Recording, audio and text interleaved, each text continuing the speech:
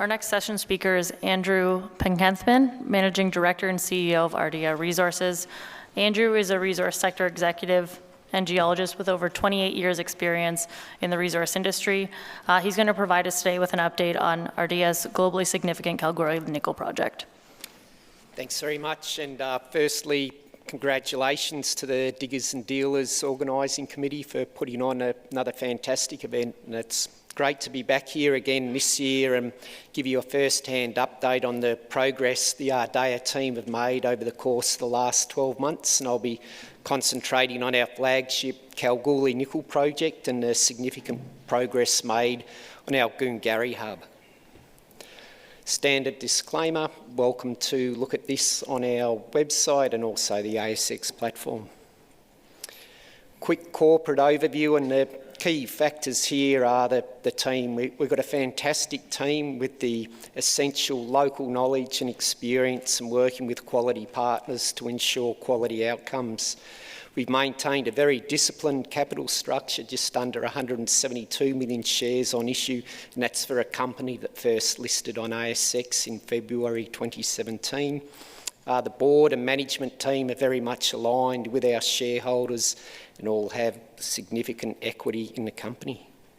A little bit now on the nickel and cobalt market fundamentals, and there's never been a better time for both nickel and cobalt, and that's driven essentially by the electric vehicle sector and also energy storage sector. And over the course of the last few years, we've been engaging with multiple potential partners, whether they be lithium-ion battery manufacturers, OEMs and large mining houses. And the lithium-ion battery manufacturers are predominantly moving towards high nickel cathodes, so that's higher density and greater battery life and greater range. So we're going to see these demand forecasts for nickel and cobalt continue to increase. So to set the scene, back in 2020, we had demand of about 2.2 million tonnes of nickel.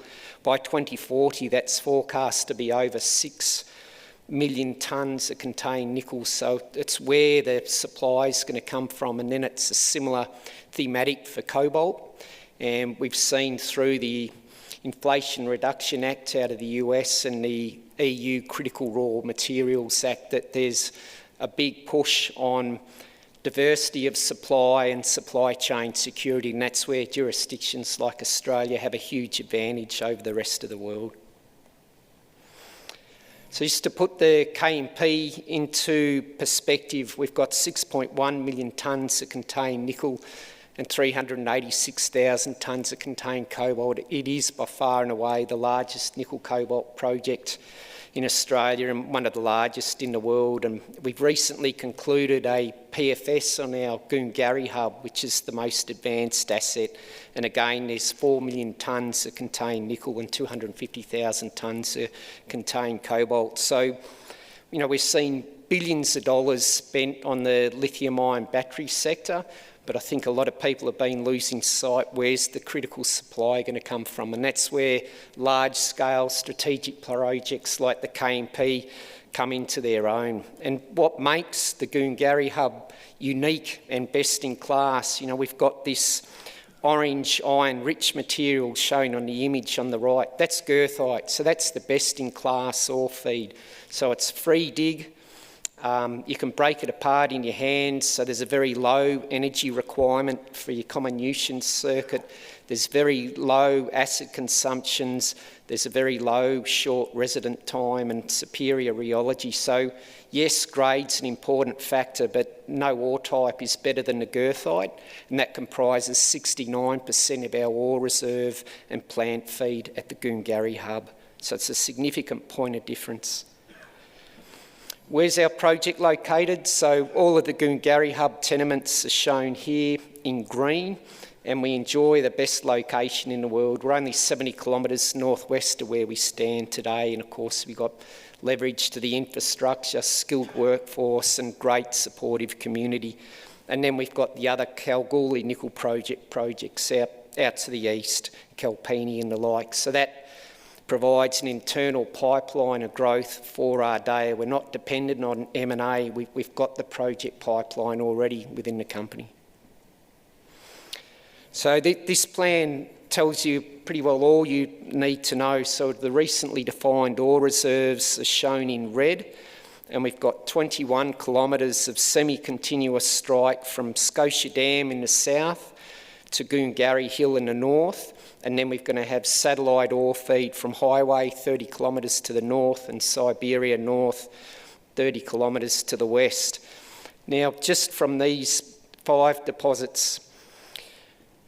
six deposits, we've defined a globally significant ore reserve of over 1.3 million tonnes of contained nickel metal and 99,000 tonnes of contained cobalt. And there's 3 other deposits that comprise over 150 million tonnes of potential ore feed in the future that weren't even included in the PFS. We've defined a plus 40-year ore reserve at Goongarrie already, and obviously there's significant life beyond that. This is going to be a multi-generational project development. And underpinning that resource, there's over 5,000 drill holes for over 250 kilometres. So we've had the time to do things correctly. You know, we're not struggling to secure drill rigs. We've defined the resources to underpin the quality of this project.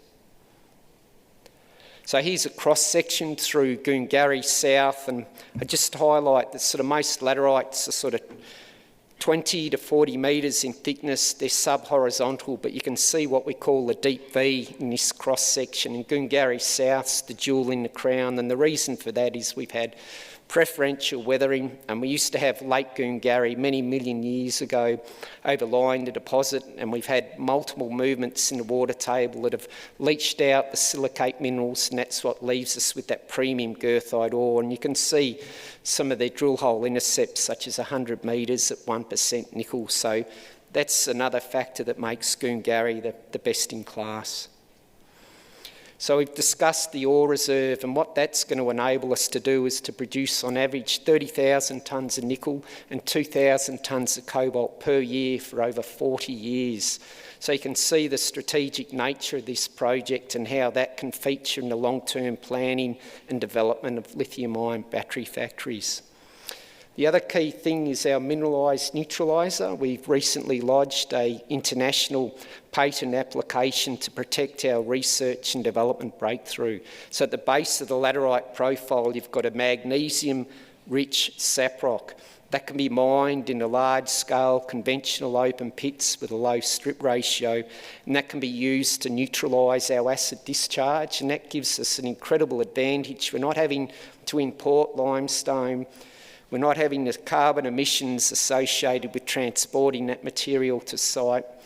And in addition, we get extra nickel and cobalt production units out of the mineralised neutraliser. So over 2,700, literally 3 tonnes of nickel per year from the mineralised neutraliser. It's a revolutionary breakthrough, and that contributes to our very competitive low OPEX. Just a schematic now of the plant layout, and you can see it's located immediately south of our Goongarrie South deposit that contains the highest grade and best quality ore. So it's a short haul distance from the mine to the plant. And importantly, every aspect of the process plant utilises existing technology off the shelf that's successfully utilised at other operations around the world. So this technology, particularly HPAL, has been around since the 1960s. It works very well, as we've seen from companies like Sumitomo Metal Mining in the Philippines and some of the more recent HPAL developments in Indonesia. The financial metrics from our recently reported PFS are nothing short of outstanding. I've discussed the 40-year ore reserve, and the key highlights here are the EBITDA. So $800 million Australian every year for 40 years on average. EBITDA margin is 65%. You know, you don't get these long-lived cash flow projects. This is the launching pad for Ardea to become a mid-tier and then ultimately an ASX 100 company. This is the launching pad for the company. NPV on a post-tax basis is just under $5 billion. Internal rate of return 23%. Project payback upon production just over 3 years. These are a very impressive set of numbers and a credit to the Ardea team and key service providers who have been working with us to complete this work. Just a quick snapshot of our industry competitive and low C1 OPEX under $6,000 a tonne. And once we achieve project ramp up after year 1, the following 5 years, that OPEX will be below $4,000 a tonne. So again, these are some of the features that add to the competitiveness of the Goongarrie Hub project development. And then the pathway to project development I mentioned last year the quality of some of the potential partners we've been engaging with, and on the 5th of July we announced the signing of an MOU with the Japanese consortium consisting of Sumitomo Metal Mining, who are the most successful nickel laterite project development and operations company in the world, and Mitsubishi Corporation and Mitsui & Co Limited, who respectively are the largest and second largest trading houses in Japan. These are giant companies, incredibly successful, and over the long term, we're absolutely certain they will make quality partners and the dream team. So we're currently working with them to conclude their due diligence on the KMP, Goongarrie Hub, to define a DFS scope of work, a budget, which they plan to fully fund in due course, and obviously the ultimate is the project development capital to see this project reach its full potential. This is an outstanding outcome for Ardea, and the Japanese have been fantastic to work with, and we look forward to a long-term relationship. Just to highlight now the significance of the Goongarrie Hub development, you can see on the x-axis annual nickel production and on the y-axis EBITDA. So there are so few projects that can deliver nickel production at scale, and that's the standout, and that enables long-term strategic planning. So that puts us head and shoulders above our peers. And again, we've mentioned the significant size of the KMP resource, and again, it provides us with that internal pipeline of growth projects.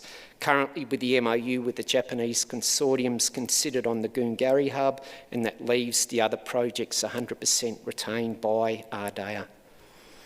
Our ESG credentials have been strengthened through the completion of the PFS.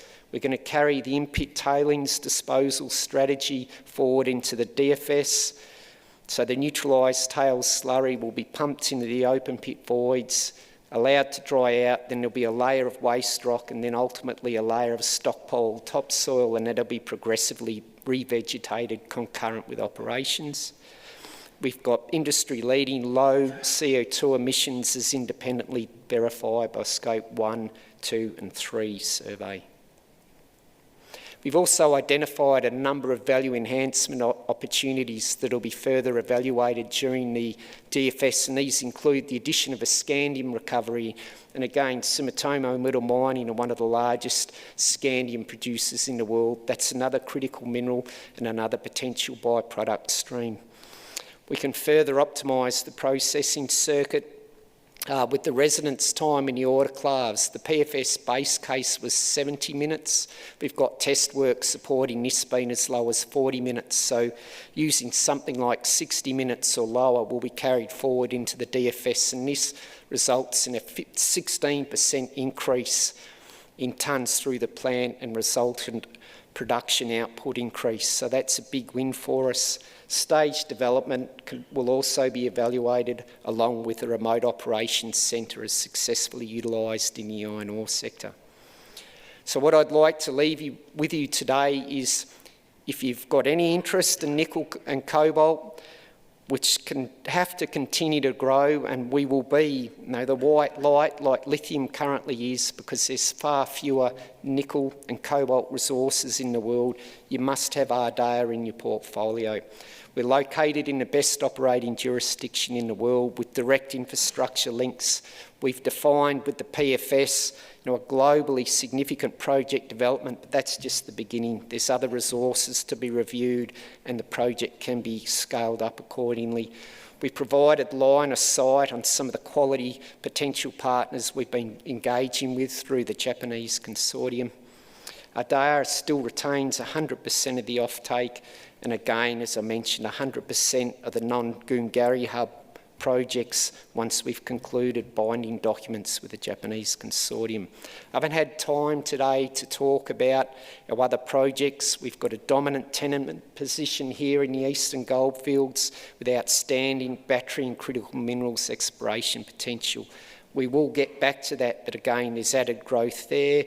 And again, most importantly, we've got a very committed team with local experience and great local stakeholder support. So we look forward to providing you with additional updates as we progress this project. And I'd invite you to come and meet the team at booth 92. And for those of you that are coming to the site visit at 1 p.m. this afternoon, please, we'll meet out the front here. Go to site and we'll have you back in time for the dinner. And again, we've got another site visit tomorrow morning. So enjoy the rest of the event, and thanks very much for your time.